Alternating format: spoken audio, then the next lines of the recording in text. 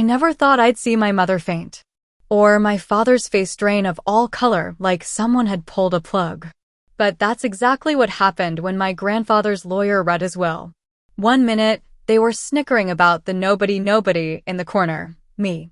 The next, they discovered I'd inherited everything.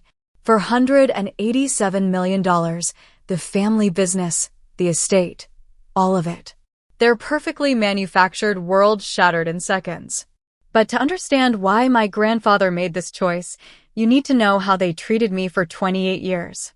Before I dive into this wild family drama, I'm curious, where are you watching from today? Drop your location in the comments. If you've ever been underestimated or pushed aside by family, you'll definitely want to stick around for this story. Hit that like button and subscribe to join our community of real talk and life-changing moments. Trust me, the look on my parents' faces when they realized I owned everything was worth every second of being the family disappointment. My name is Miranda Hayes, and for 28 years, I've been the disappointment of the prestigious Parker Hayes family. While my life as an art teacher in a modest two-bedroom apartment in Boston might seem perfectly normal to most people, to my family, it was evidence of my failure. I still remember my 12th birthday when my mother Lauren sighed heavily while looking at my paint-stained hands. "Miranda, darling, when will you grow out of this artistic phase? Your sister Vanessa was already planning her business career at your age." The comparison stung, but I'd grown used to it by then. Vanessa, for years my senior, was the golden child, Harvard Business School graduate, perfect posture, perfect husband, perfect life trajectory to take over the family business. Then there was Tyler, my younger brother by 2 years, who somehow managed to skip over me in the family hierarchy. Tyler has the Parker business sense, my father Garrett would beam, completely ignoring the fact that my brother had crashed 3 luxury cars before turning 21. But he could talk stocks and bonds, and apparently, that's all that mattered.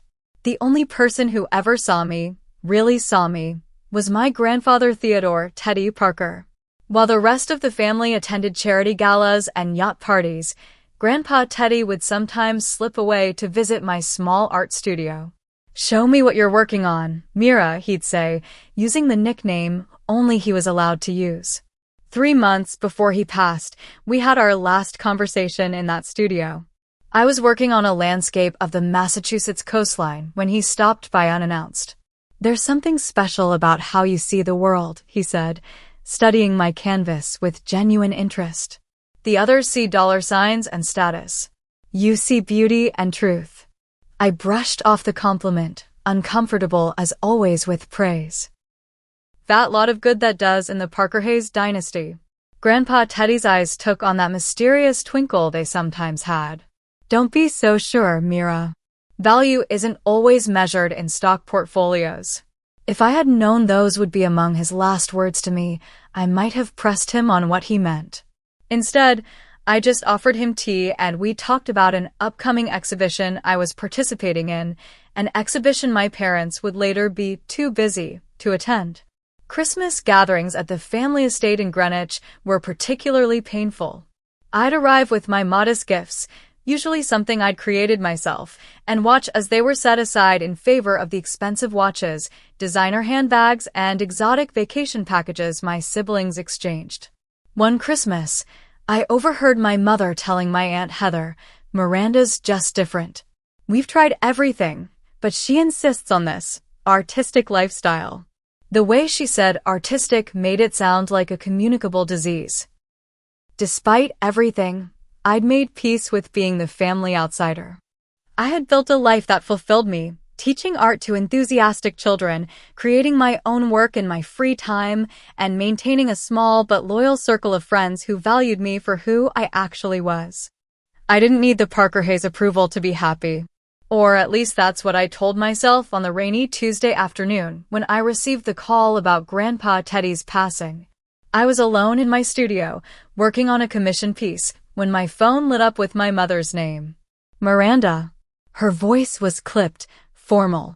"Your grandfather passed away this morning. The funeral is on Friday. Do try to wear something appropriate." And just like that, she hung up. No, how are you feeling? No acknowledgement that I might be devastated by the loss of the only family member who ever truly supported me. I set down my paintbrush and stared at the half-finished canvas before me, tears blurring the colors together.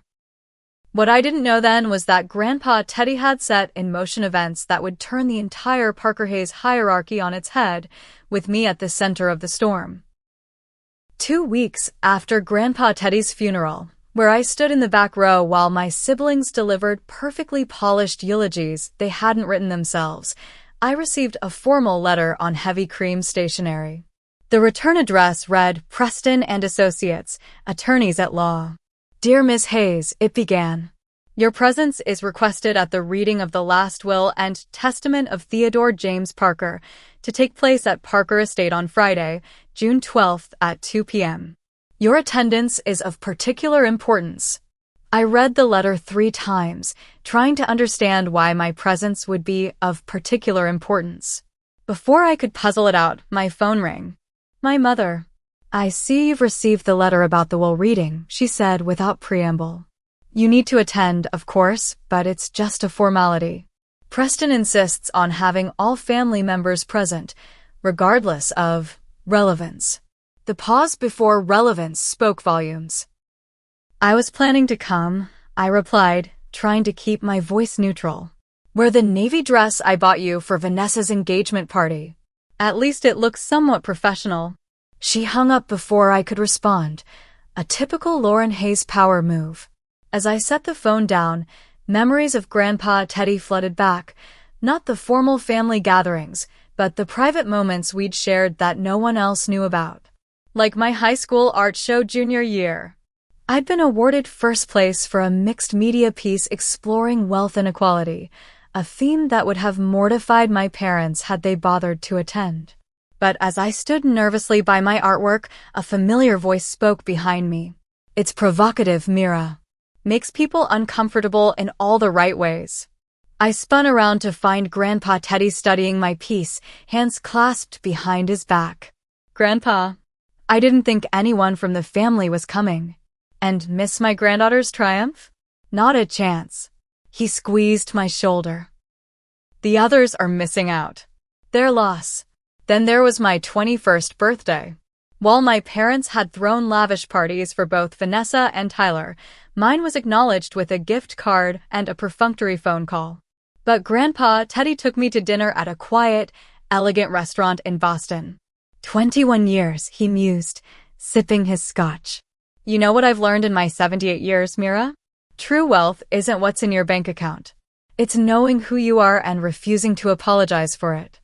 I'd nodded, not fully understanding the weight of his words then. And just last year, when I had my first small exhibition at a local gallery, I'd looked up from speaking with a potential buyer to see Grandpa Teddy examining each piece methodically, despite the pain I knew his arthritis was causing him. My parents had claimed to be too busy with the company merger to attend. These memories were interrupted by a sudden influx of calls and texts from family members who hadn't voluntarily spoken to me in years. Aunt Heather, my mother's sister, called to catch up in a transparently fake display of affection. Cousins Gregory and Cassandra both sent eerily similar messages asking if I was attending the will reading and offering to help me understand anything I might find confusing. Their sudden interest was suspicious, but I tried not to read too much into it. Perhaps Grandpa Teddy's death had made them reflect on family connections. Even as I thought it, I knew better. The morning of the will reading dawned bright and clear, a stark contrast to my turbulent emotions. I stood before my closet, bypassing the navy dress my mother had commanded me to wear.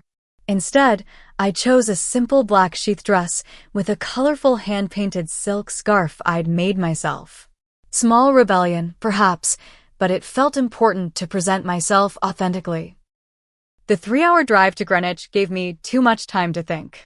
I remembered holiday dinners where I'd been seated at the far end of the table, business discussions that deliberately excluded me, and the constant, grinding message that I wasn't enough, wasn't smart enough, ambitious enough, Parker enough. The Parker estate loomed ahead, a sprawling Georgian-style mansion set among meticulously landscaped gardens. As I pulled into the circular driveway, I noted the collection of luxury vehicles already parked. Vanessa's Bentley, Tyler's Maserati, my parents' matching Mercedes, Aunt Heather's Range Rover. My modest Honda looked decidedly out of place, much like its owner. The moment I entered the grand foyer, the whispers began. Relatives clustered in small groups, conversations pausing as they noticed me. My cousin Cassandra's husband Julian actually did a double take, as though surprised I'd been invited. "Miranda." My father's voice cut through the murmurs. Garrett Hayes stood tall and imposing in his bespoke suit, silver hair perfectly coiffed. "I'm surprised you bothered to come. This is mainly for the active members of the family business." I met his gaze steadily. The letter said my presence was particularly important. He scoffed. "A standard legal phrase. Preston is nothing if not thorough." With that dismissal, he turned away to join a conversation with Tyler and Kenneth, Vanessa's investment banker husband. I stood alone in the entrance hall, the outsider as always. What I didn't know was how dramatically my position in the family was about to change. The Parker Estates library was a magnificent room, 2 stories tall with wall-to-wall bookshelves and a massive stone fireplace.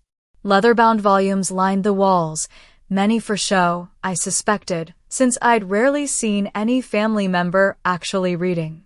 Sunlight streamed through tall windows, illuminating dust particles dancing in the air. Family members filed in, automatically arranging themselves in what I recognized as their perceived order of importance. My parents took the large leather chairs directly facing the ornate desk where Philip Preston would conduct the reading. Vanessa and Kenneth claimed the plush love seat to the right, while Tyler and his wife Jenna, a social media influencer with more followers than substance, settled into armchairs nearby. Vanessa looked immaculate, as always in a designer suit that probably cost more than 3 months of my salary. Her blonde hair was swept into a perfect chignon, not a strand out of place. As I entered, her eyes flicked over me, registering my modest dress and hand-painted scarf. "Oh, Miranda," she said, voice dripping with false concern. "You could have called if you needed help finding something appropriate to wear. I have several designer pieces I've only worn once." Before I could respond, Tyler cut in. "Let it go, Van. Not everyone prioritizes appearances." Then, without acknowledging me directly, he returned to his whispered conversation with Jenna, who was surreptitiously filming herself on her phone for what I assumed would be a tasteless, while-reading social media post. The extended family filled in the remaining seating, Aunt Heather and her third husband Richard, cousins Gregory and Cassandra with their respective spouses, a few distant relatives who appeared at family events just often enough to maintain their standing. I found myself directed to a straight-backed chair in the far corner, partially hidden behind a potted fern. Fitting. Precisely at 2:00 p.m., Philip Preston entered. He was a dignified man in his 60s with salt and pepper hair and the measured movements of someone who chose his actions carefully. He'd been the Parker family attorney for decades, though I'd only met him a handful of times. "Good afternoon," he began, arranging papers on the desk. "We are gathered today to execute the last will and testament of Theodore James Parker. Before I begin, I want to express my personal condolences to the family. Teddy was not only my client, but a dear friend." A murmur of appropriate responses rippled through the room. I noticed my mother dabbing at completely dry eyes with a monogrammed handkerchief. Preston began with formalities, then moved to the initial bequests. To Lauren Hayes, my mother, went the family jewelry collection, including pieces dating back to the 1850s. My father received Grandpa Teddy's vintage car collection, 17 vehicles worth millions. Vanessa and Kenneth were given the vacation property in the Hamptons, while Tyler received ownership of a smaller, but still valuable investment property in Aspen. Various extended family members received modest financial gifts, $50,000 here, $100,000 there. Small change in Parker terms, but enough to keep the distant relatives feeling valued. As each bequest was announced, I noticed a pattern forming.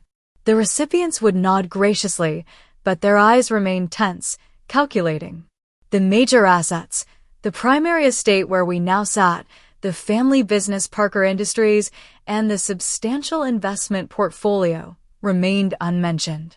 The tension in the room grew palpable. My mother's perfectly manicured nails tapped an impatient rhythm on the leather armrest. Tyler shifted uncomfortably in his seat. Vanessa maintained her composed facade, but I could see the tightness around her eyes. Now, regarding the primary residence, Parker Industries, and the consolidated investment portfolio, Preston continued, adjusting his glasses. The room went completely still. Even Jenna had put down her phone. Then came the moment that would play on repeat in my mind for months to come. My mother, apparently believing herself to be speaking quietly to my father, but projecting more than she realized, leaned over and whispered, "I don't know why the nobody is even here." Several relatives tittered nervously. My face burned with humiliation, but I kept my expression neutral, a skill honed through years of similar jabs. I caught Preston's eye, and something in his expression made me sit up straighter. He looked directly at me with what almost seemed like anticipation. As the whispers subsided, Preston cleared his throat and prepared to continue. "The remainder of the estate," Preston announced, his voice taking on a formal tone, including Parker Manor, controlling interest in Parker Industries, and the primary investment portfolio valued at approximately $487 million, I hereby bequeath to my granddaughter, Miranda Hayes. The silence that followed was absolute, as if every molecule of air had been sucked from the room. For 3 heartbeats, no one moved. No one breathed. Then chaos erupted. My mother's face drained of color so rapidly I thought she might be having a stroke. Her hand clutched at her throat before she literally collapsed back into her chair. The carefully crafted Lauren Hayes' composure shattered completely. My father stood up so violently his chair toppled backward. "This is preposterous," he shouted, face flushing dark red. "There's been a mistake. A clerical error." Vanessa sat frozen, her mouth opening and closing without sound, like a designer-clad fish out of water. Kenneth, always quick to calculate financial implications, was already pulling out his phone, presumably to call his lawyer. Tyler's reaction was the most physically dramatic. He jumped to his feet, knocking over a priceless antique vase in the process. The crash barely registered amid the growing cacophony of voices. "This can't be legal. She knows nothing about business." Teddy wasn't in his right mind. The accusations flew from all corners of the room. Through it all, I sat perfectly still, feeling strangely detached, as if watching the scene unfold in a movie rather than living it. Preston raised his hands for silence, and when that failed, he used a small brass bell from the desk to cut through the noise. "Ladies and gentlemen, please. There's more." Gradually, the room quieted, though the tension remained electric. Theodore anticipated your reaction and prepared accordingly.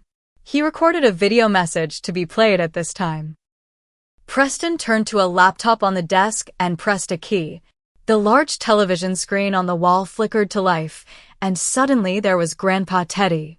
He looked tired, but completely lucid, seated in this very library. My throat tightened at the sight of him. "If you're watching this," he began, "then I've moved on, and Philip has just informed you of my decision regarding my estate." I imagine the room is in something of an uproar. His eyes twinkled with that familiar mischief. "Before you begin contacting your attorneys, allow me to explain." He shifted in his seat, leaning forward. "For the past 15 years, I have been conducting an ongoing evaluation of each member of this family. Not of your business acumen or your social connections, but of your character. Your humanity." The tests were simple but revealing. Grandpa Teddy detailed examples that made the room grow uncomfortably still. How my father had fired a longtime employee who needed medical benefits for his sick child. How my mother had refused to help Grandpa's former secretary of 30 years when she fell on hard times. How Vanessa had deliberately sabotaged a colleague to secure a promotion. How Tyler had been caught using company resources for personal gain. Each of you demonstrated, time and again, that you value things over people. Status over compassion. Appearance over substance. His voice grew sad. Each of you failed the tests I set before you. Not business tests, but human ones. Then his expression softened. Except Miranda. I felt every eye in the room turn to me. My Mira, who used her modest teacher's salary to help a student's family avoid eviction. Who visits elderly neighbors every Sunday. Who creates beauty instead of hoarding wealth. Who has never, not once, asked me for money or advantages, despite being systematically excluded from family opportunities. Tears blurred my vision as Grandpa Teddy continued. Miranda doesn't just know the value of $1, she knows the value of a human being. That is the leader I want for the Parker legacy. He leaned back in his chair. I've left detailed records of my observations over the years. Philip has copies of everything. Should any of you contest this will, those records, including some rather unflattering business practices I've documented, will become part of the public record. The video ended with Grandpa Teddy looking directly into the camera. Miranda, my dear girl, I've left you a personal letter. The rest of you, I hope this serves as a wake-up call. It's not too late to become the people I always hoped you would be. The screen went dark, leaving a stunned silence in its wake. Preston broke the spell by approaching me with an envelope. This is for you, from Theodore. As I reached for it with trembling hands, Vanessa suddenly found her voice. You manipulated him. She shrieked, pointing an accusing finger at me. You scheming little nobody. All these years pretending to be so pure and noble, it was all an act to get your hands on his money. And just like that, the tenuous control in the room snapped completely. The library descended into absolute chaos. Multiple family members were shouting simultaneously, creating a wall of noise that made individual accusations hard to distinguish. My father had moved to stand directly in front of Preston, his face inches from the attorney's. Fix this mistake immediately, he demanded, jabbing a finger into Preston's chest. Theodore was clearly not of sound mind. We'll have medical experts testify. I assure you, Mr. Hayes, Preston replied calmly. Theodore underwent comprehensive cognitive assessments prior to finalizing this will. The documentation is impeccable. My mother had recovered from her initial shock and was now advancing toward me, her perfectly highlighted hair slightly askew, a small but telling sign of her internal disarray. What did you do? She hissed. What kind of trickery did you use on a vulnerable old man? Your own grandfather.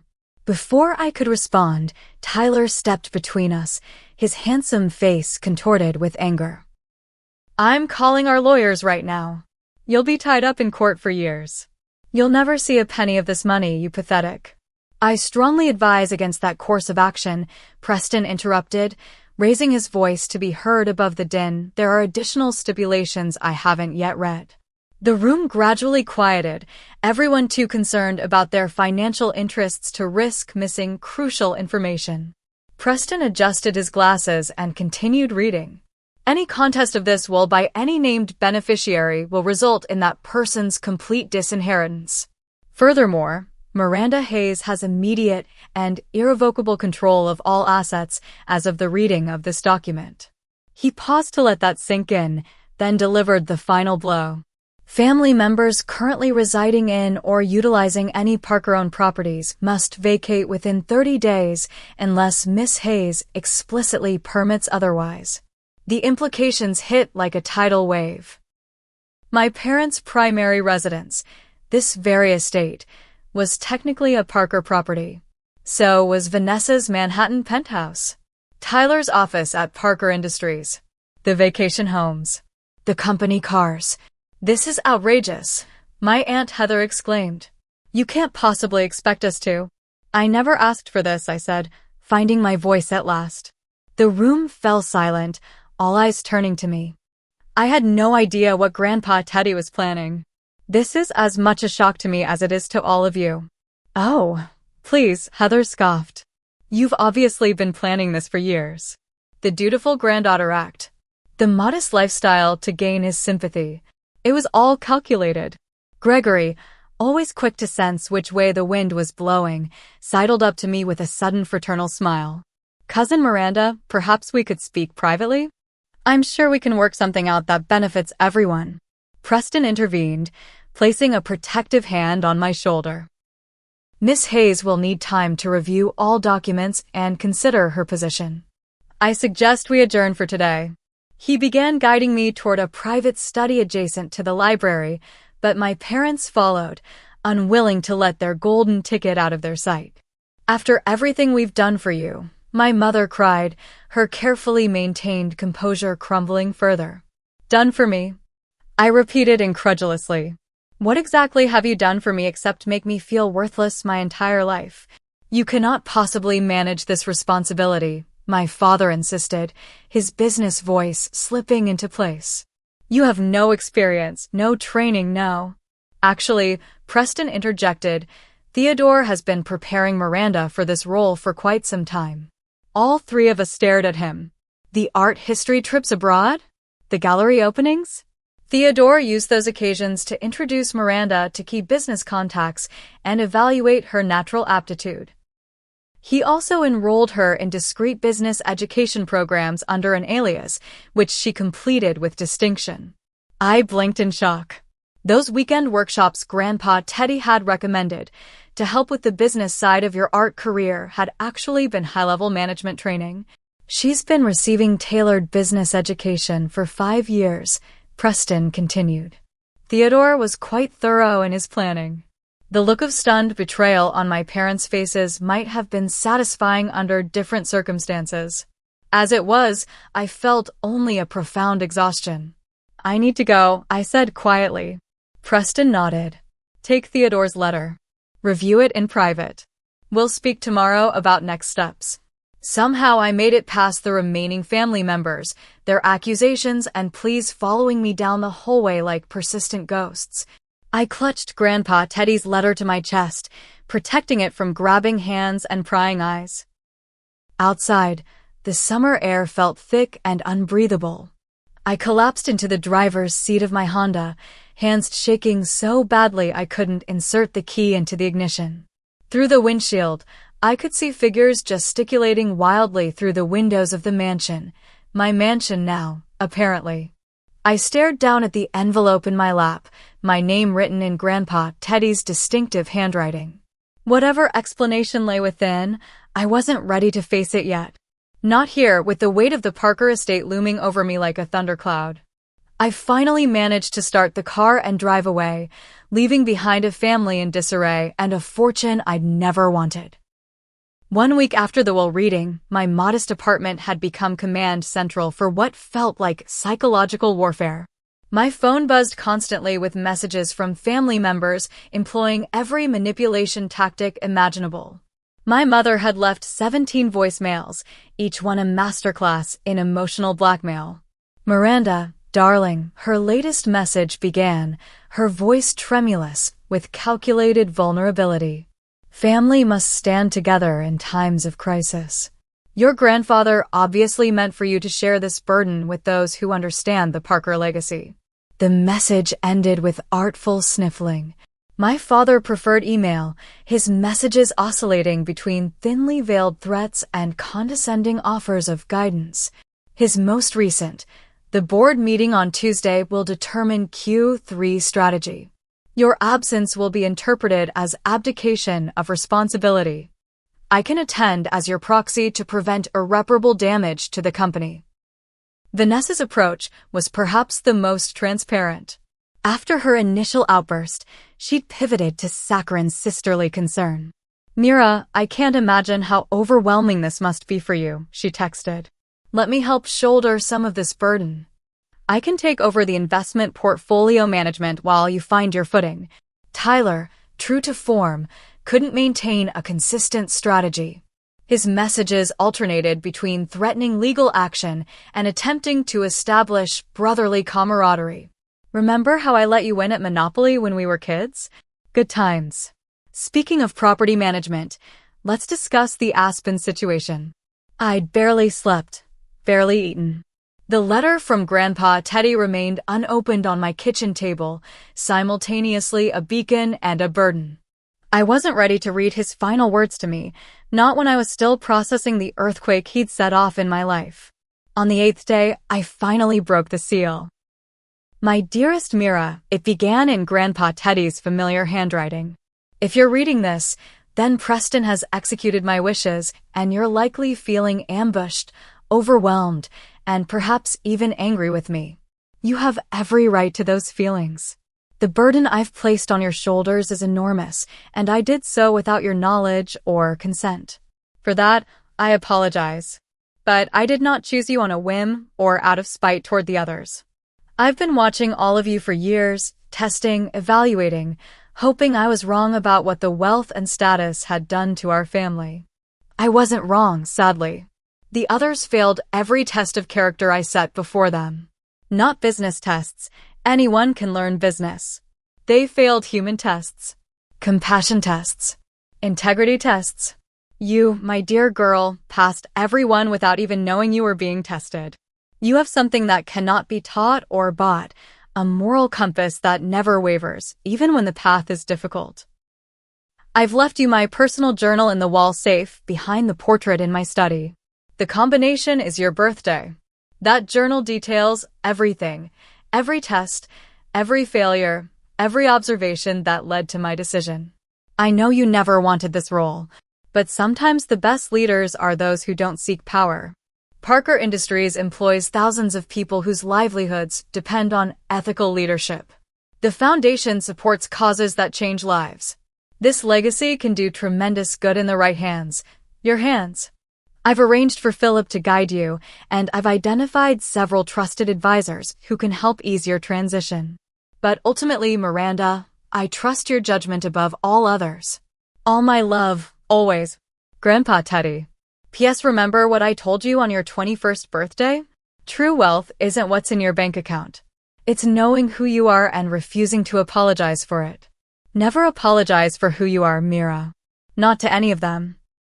I set the letter down, tears streaming down my face.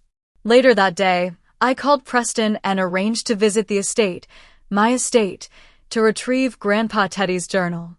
The leather-bound volume I found in the safe was thick with additional pages tucked between entries. As I began reading, patterns emerged in Grandpa Teddy's elegant handwriting. Detailed accounts of tests he had set up over the years to evaluate family members' character.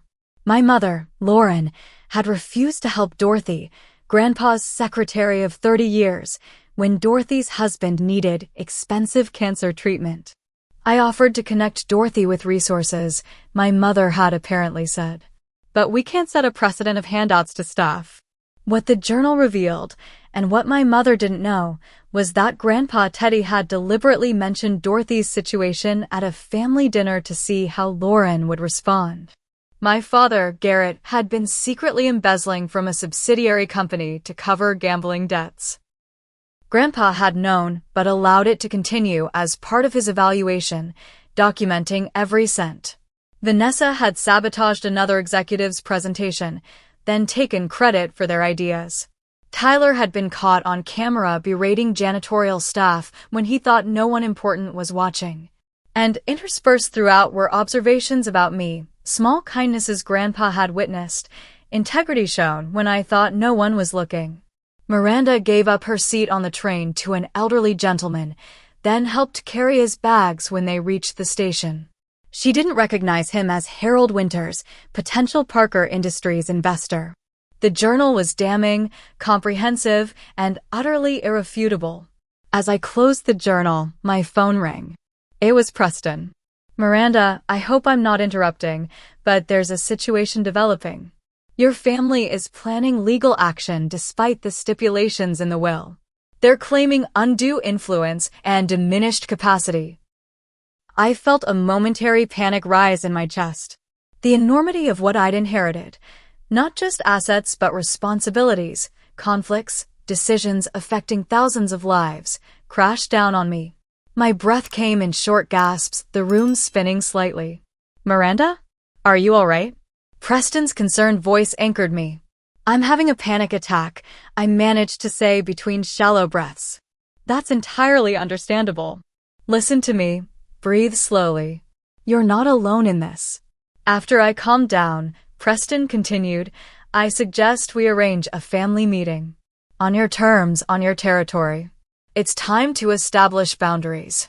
After hanging up, I called the one person outside the family I trusted implicitly, my childhood friend Olivia Carter. We'd met in 3rd grade when I was the new girl at school, and she'd shared her lunch with me. Unlike many friendships that faded with time and circumstance, ours had endured. "Holy shit, Mira," she said when I finished explaining everything. "That's cinematic. I don't know if I can do this, Liv. I'm an art teacher, not a CO." "Bullshit," she replied with typical Olivia directness. "You've been managing a classroom of 30 kids with minimal resources and maximal results for years. You're organized, intuitive, and you don't take crap from anyone except your family, and that's about to change."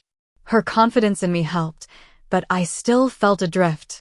After we hung up, I found myself driving to the cemetery where Grandpa Teddy was buried. The late afternoon sun cast long shadows across the manicured grounds as I sat beside his grave. "I wish you'd warned me," I said to the granite headstone. "I wish you'd given me time to prepare." A gentle breeze rustled the flowers I'd brought. "But I think I understand why you didn't." As the sun began to set, I made my decision. I would arrange a family meeting at the estate, my estate. It was time to address everything once and for all. The grand dining room of Parker Manor felt different now that I understood it was legally mine. The massive mahogany table that had intimidated me throughout childhood now served as my stage. I'd arranged the seating strategically, myself at the head where Grandpa Teddy used to sit, Preston to my immediate right, and 2 security professionals discreetly positioned by the doors. I'd spent 3 days preparing, reading Grandpa's journal from cover to cover, reviewing company documents, and consulting with Preston about the legal realities of my new position. I felt calm in a way I hadn't expected, the calm of someone with nothing left to lose and everything to gain. The family arrived in waves, clearly having coordinated their entrances for maximum impact. My parents came first, presenting a united front in conservative, expensive attire designed to project authority. My mother's pearl necklace and father's gold cufflinks gleamed in the afternoon light, subtle reminders of generational wealth. "Miranda," my father nodded stiffly. "I trust you've come to your senses since our last meeting." I gestured to their seats, halfway down the table, not in their usual positions of honor. The slight widening of my mother's eyes told me the message had been received. Vanessa arrived next with Kenneth, her designer business, attire a calculated choice. She dressed for a boardroom showdown, her expression professionally pleasant, but eyes cold as winter. Tyler and Jenna entered last, Tyler making a show of humility that was transparently fake. Jenna, for once, wasn't filming, likely warned that this meeting was not for social media consumption. Once everyone was seated, an uncomfortable silence fell. They were waiting for me to speak first, to defend myself, to apologize, to offer compromises. Instead, I simply sat, making eye contact with each person at the table. The silence stretched until my father finally broke. "Well? You called this meeting. What do you want?" I placed my hands flat on the table. "I want to address the situation directly. Grandpa Teddy left everything to me. That is a legal fact that cannot be changed. How we proceed from here is up to all of us, but primarily to me." "How generous of you to acknowledge our existence," Vanessa said, voice dripping with sarcasm. "I've prepared a statement," I continued, ignoring her. "I'd appreciate being allowed to finish before you respond." I unfolded a piece of paper but didn't look at it.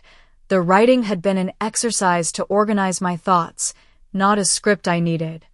I never asked for this inheritance. I never expected it. But Grandpa Teddy's wishes were clear, and I intend to honor them. His decision wasn't made lightly or without careful consideration. He spent years evaluating all of us, not as business assets, but as human beings. That's absurd, my father interrupted. Theodore was a businessman first and foremost. He would never. You have no idea who he really was, I said quietly. None of you do. You saw what you wanted to see, a wealthy patriarch whose success you could leverage for your own gain. I saw a man with profound integrity who was deeply disappointed in what his family had become. My father's face flushed dark red. You have no right to lecture us about family.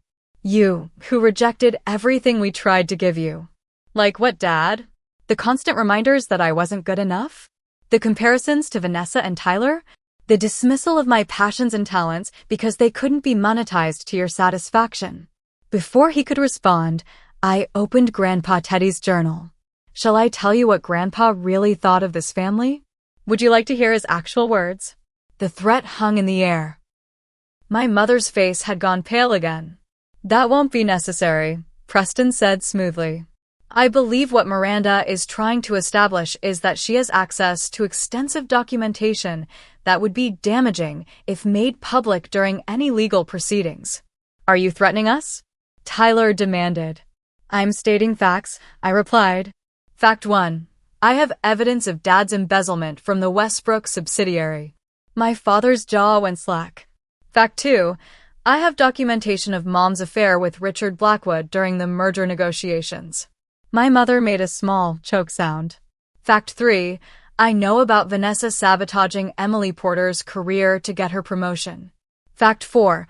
I have proof of Tyler's unethical business practices, including the falsified environmental impact reports for the Arizona project. The room went deadly silent. I hadn't wanted to start this way, but their hostility had forced my hand. I don't want to use any of this information. I don't want to hurt any of you. But I will not be bullied, manipulated, or threatened out of what Grandpa Teddy entrusted to me. How long? My mother asked suddenly, her voice barely audible. How long what? How long have you been planning this with him? How long have you been gathering information against us? I laughed, a genuine, incredulous laugh. That's the part you still don't understand. I didn't plan anything. I didn't gather information. I didn't even know about most of these things until I read his journal. Grandpa Teddy observed, documented, and decided, all without my knowledge. My mother's carefully maintained facade finally cracked completely. I don't understand, she whispered, and for the first time in my life, I saw real vulnerability in her eyes. Why you? I was his daughter. His only child. Why would he do this to me? The raw pain in her voice caught me off guard. Mom, he didn't do this to hurt you. He did it to protect his legacy from what we've all become. And what exactly have we become? She challenged, tears now flowing freely. People who measure human worth by bank account balances. People who see relationships as transactions. People who've forgotten what actually matters. My mother stared at me, then did something I never expected. She buried her face in her hands and began to sob, not the theatrical tears she deployed at charity events, but ugly, body-shaking sobs. I was so jealous, she admitted between gasps. He loved you in a way he never loved me. His own daughter. And I couldn't understand why. The confession hung in the air, raw and unexpected. My father, uncomfortable with the emotional display, attempted to regain control. This is all very dramatic, but it doesn't change the practical reality. You'll run the company into the ground within a year. You have no experience, no connections, no. She has me, Preston interrupted. And the advisory board Theodore assembled. And, whether you choose to accept it or not, she has qualities that cannot be taught in business school: integrity, compassion, and an unerring moral compass. She has me too, Tyler said suddenly, surprising everyone at the table. If she wants my help. All eyes turned to him. Look, I'm still pissed about all this, he clarified quickly. But I've been thinking about what Grandpa said in that video. About all the tests we failed without knowing. And he wasn't wrong about me. He looked directly at me. You're gonna need someone who knows the day-to-day operations. Someone the employees already trust. Vanessa stared at her brother in shock, then at me. Something in her expression shifted, the perfect mask cracking to reveal a glimpse of the insecure woman beneath. He was right about me too, she admitted in a small voice. About all the things I did to get ahead. I thought that's what he wanted. What would make him proud? She wiped away a tear. I've been so awful to you, Miranda.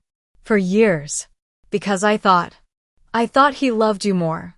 And it turns out I was right. He loved all of us, I said gently.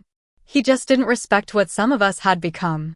I looked around the table at my family, really looked at them, perhaps for the first time seeing the flawed, complicated people behind the perfect Parker Hayes facade. This is Grandpa Teddy's final test, I realized aloud. This meeting, how we handle this transition. Whether we can put aside ego and greed and find a way forward together. My father began to object, but my mother placed a restraining hand on his arm. Garrett, she said softly. We never understood her. Or him. Maybe it's time we tried. 3 months after the confrontation in the dining room, I sat in Grandpa Teddy's former office at Parker Industries headquarters. The space had been transformed, the dark, heavy furniture replaced with cleaner lines, the walls now adorned with local artists' work rather than stuffy portraits of stern-faced businessmen from generations past. Sunlight streamed through windows that had previously been obscured by heavy drapes. The company itself was undergoing similar transformation. My first actions as CEO had raised eyebrows in the business community, but earned immediate loyalty from employees, implementing a company-wide living wage policy, establishing comprehensive parental leave, creating an emergency fund for staff facing unexpected hardships.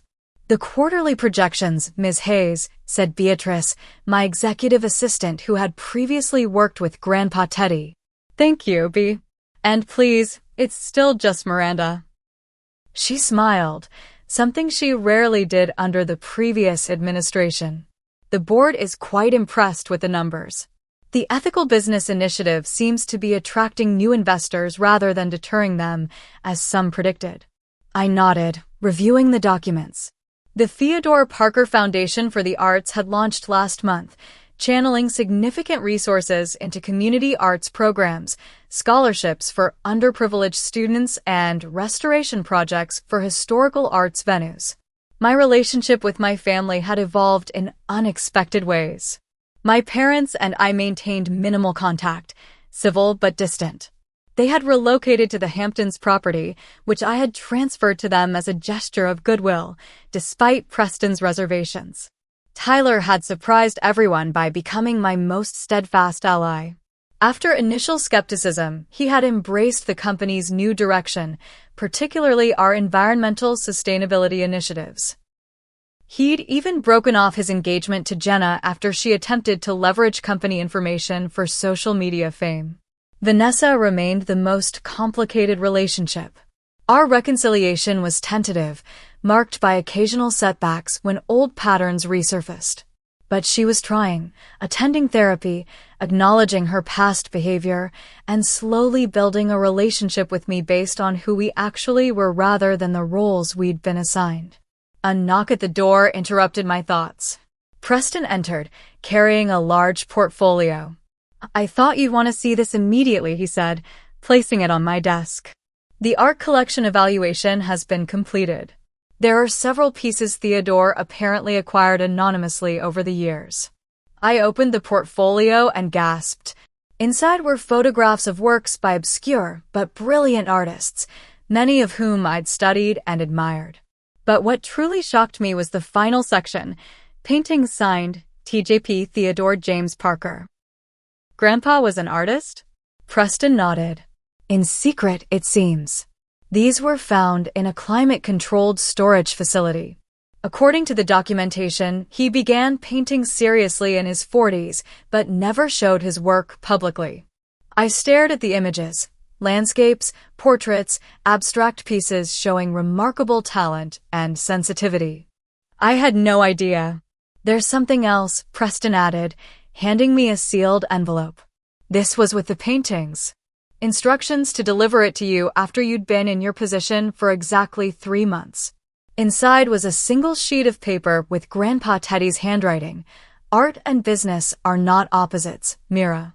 Both require vision, patience, and the courage to create something that didn't exist before. I had to choose one path. You don't. Integration, not separation, is the future. Love, Grandpa T. Later that evening, I attended the annual Parker Foundation Gala, my first as the Foundation's director. The event had been reimagined, highlighting local artists and community arts programs rather than serving as a showcase for elite wealth. As I circulated among guests, I encountered my parents. My mother had clearly spent hours preparing her appearance, her designer gown and professional makeup a suit of armor against public scrutiny. "Miranda, darling," she said, air kissing near my cheek. "What a lovely event." "So, creative." The slight pause spoke volumes. "I've been telling everyone how proud we are of what you've accomplished." My father nodded stiffly.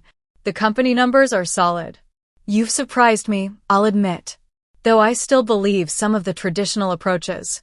"Thank you both," I interrupted gently. "I appreciate your support. You're welcome to be part of this new chapter of the Parker legacy, but you need to understand, you'll never control it again." The truth hung between us, acknowledged but not contested. My mother's smile tightened slightly, but she nodded. As they moved away, I caught sight of a painting being installed in the main hall, a piece I'd been working on secretly for months. It was a portrait of Grandpa Teddy, but not the stern businessman most people remembered. My painting showed him as I had known him, eyes crinkled with laughter, hands slightly paint-stained, radiating the warmth and wisdom that had shaped my life. Beside it hung one of his own works, a landscape I'd discovered among his collection, left unfinished. I had completed it, our brushstrokes merging seamlessly, a collaboration transcending time and death. Standing before these paintings, I felt a profound sense of peace. The Parker legacy had been entrusted to me not because I was the most business-savvy or the most ambitious, but because I understood what Grandpa Teddy had learned too late in his own life, that wealth without compassion is poverty of the worst kind. I had redefined family on my own terms, created boundaries that protected my well-being, built a leadership style that honored both artistic sensitivity and business acumen. The journey ahead would undoubtedly bring new challenges, but for the first time since that fateful will reading, I felt fully capable of meeting them. What's your take on inheritance stories like mine? Have you ever been the underestimated person in your family who finally got their moment of recognition? I'd love to hear your thoughts in the comments below. And if this story of family drama and sweet justice resonated with you, please hit that like button and subscribe for more real-life stories that prove life can sometimes be more dramatic than fiction. Share with anyone who needs a reminder that sometimes the quiet ones are watching everything. Thank you for listening to my journey from nobody to the guardian of the Parker legacy. Until next time.